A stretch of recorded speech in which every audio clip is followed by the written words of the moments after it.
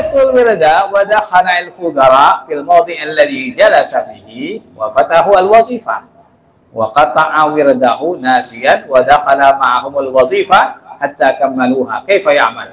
Pertanyaan kedua, barang siapa membaca wirid lazimah, wirid wajib ya, tiba-tiba sedang baca wirid, ada beberapa orang fuqara, beberapa orang ikhwan masuk di tempat dekat dia membaca wirid itu, dekat dia dulu. Kemudian mereka, para ikhwan tadi, mulai membuka bacaan wazifah. Nah, wazifah, ya mungkin wazifah habis asar, dia lagi wirid, ini teman-temannya wazifah. Ketika melihat wazifah, qata'a wirdahu nasiyan wa dakhala ma'ahumul wazifah. Dia tiba-tiba orang yang lagi zikir lazimah tadi memutus wiridnya, lupa dia bahwasanya ini sedang wirid lazim ini. Nah, wirid wajib juga. Akhirnya dia putus wiridnya, ikut wazifah bareng teman-temannya. Hatta kamalu, sampai mereka menyempurnakan wazifah tersebut. Dan dia yang ikut baca wirid tadi juga ikut wazifah. Kaifa ya'mal? Maka bagaimana? Apa yang harus dilakukan oleh orang yang memutus wiridnya tadi? Waman kata, jawabannya waman kata wirdahu lil wazifah jahlan yu'idu wirdahu. Barang siapa memutuskan wiridnya dengan sengaja, karena tidak lupa ataupun tidak mengerti, maka dia wajib untuk mengulang wiridnya dari awal. Ulang lagi wiridnya itu. Tidak boleh habis wazifah meneruskan, itu tidak boleh. Kan ini wajib ini, wirid wajib, maka dia harus mengulang lagi wiridnya lazimahnya tadi dari awal. Kalau memang dia memutus wiridnya, baik dia tidak mengerti ataupun dia lupa ataupun mungkin ya sengaja tapi karena memang tidak mengerti jalan, ya, maka setelah wazifah dia harus mengulang lagi itu wirid lazimahnya. Ya. Tidak boleh dia meneruskan tadi. Ya. Tidak boleh meneruskan. Nah, berbeda kalau sholat, ya, lazimah lagi lazimah, ya, menjelang maghrib. Nah, ketika lagi pas lazimah baru selesai istighfar, ya, baru setengah sholat fatihnya tiba-tiba ke orang qomat. Nah, kalau azan masih boleh teruskan, ya, tapi azan, ya, langsung qomat umpamanya, maka dia tandai kemudian sholat dulu. Setelah selesai sholat, tidak usah ikut zikir, langsung dia teruskan zikirnya tadi yang ditandai tadi sampai selesai. Itu kalau sholat. Tetapi kalau wazifah, maka nanti harus ulang dari awal dia. Kalau umpamanya, ya, harusnya dia tidak usah ikut wazifah, selesaikan dulu wiridnya, baru ikut wazifah.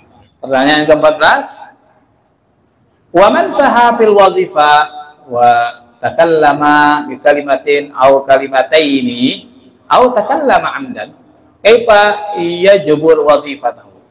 Barang siapa lupa ketika sedang wazifah, dia ngomong satu kata ataupun dua kata, tidak banyak ngomongnya, satu ataupun dua kalimat, ataupun dia sengaja, tidak lupa, dia tahu wazifah tapi sengaja ngomong satu ataupun dua kata, tidak banyak, maka kaifa yajbur wazifatahu, bagaimana caranya dia menambal wazifahnya? Apakah wazifahnya batal, ngulang dari awal lagi, ataupun bagaimana caranya? Maka jawabannya al-jawab fal jabar mi'atun min astaghfirullah. Maka tambalnya ya cukup membaca istighfar, astagfirullah, nanti setelah selesai wazifah cukup dia menambal. Tapi kalau satu dua kalimat ya tidak banyak. Kalau sampai ngobrol lama lagi wazifah ya batal wazifahnya, ngulang dari awal. Umpamanya dia hanya menjawab, ada orang manggil atau lupa dia sedang wazifah, akhirnya menjawab beberapa kalimat. Nah, itu tinggal nambal saja nanti.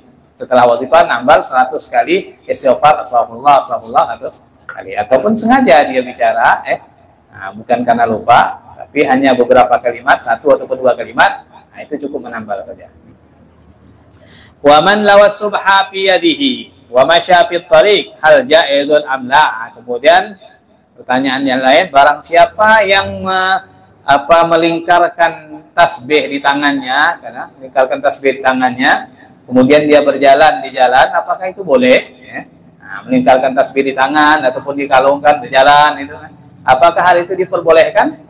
Jawabannya wa ammas subha. Adapun tasbih, maka beliau menjawab dengan syair ini. Min bida'in sya'at ladal afaqi ta'alluqul subhati fil a'naqi, di antara bid'ah yang telah menyebar di kalangan masyarakat umum, di kalangan adalah menggantungkan tasbih ke leher. Itu adalah sebuah bid'ah, dan juga Syekh Ahmad Tijani tidak melakukan itu. Guru kita Syekh Ahmad Tijani, beliau kalau sudah berzikir, tasbihnya itu disimpan, tidak diperlihatkan, tidak ditaruh di tangan, tidak dikalungkan.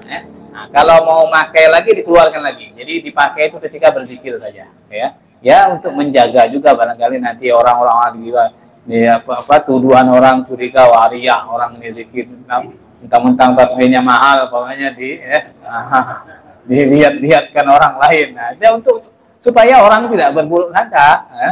Nah, kalau kita pakai ya dikeluarkan, kalau tidak dipakai disimpan lagi. Itu yang dilakukan oleh guru kita Syekh Ahmad Tijani. Makanya kata beliau termasuk bid'ah. Maka kita ikutilah guru kita Syekh Ahmad Tijani radhiyallahu anhu. Ikuti guru kita. Waja'alu hafil yad kaswara, juga menjadikan tasbih di tangan seperti gelang, digelangkan gitu, dibawa jalan-jalan digelangkan. Nah, itu termasuk bid'ah. Nah, bid'ah yang menyebar di beberapa Artinya jawaban beliau ini, beliau menjawab dengan syair, hal itu tidak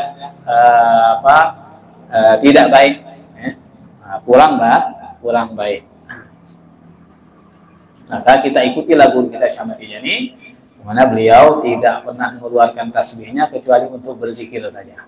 Setelah berzikir beliau simpan lagi tasbihnya. Jadi ada tas kecilnya untuk menyimpan tasbih itu. Ya, tasbih boleh kita bawa kemana-mana saja, bahkan dianjurkan tasbih itu kita bawa kemana-mana. Nah, kita jadikan tasbih itu seperti HP, karena HP kan kita pernah ketinggalan HP ini ya. Nah, tasbih itu harusnya juga gitu, harus ada tuh di sakunya itu. Walaupun tidak dipakai, ada tuh di sakunya, usahakan seperti itu. Biar dianggap sebagai orang berzikir tuh, walaupun tidak dipakai ya tetap dianggap sebagai orang berzikir ketika ada tasbih.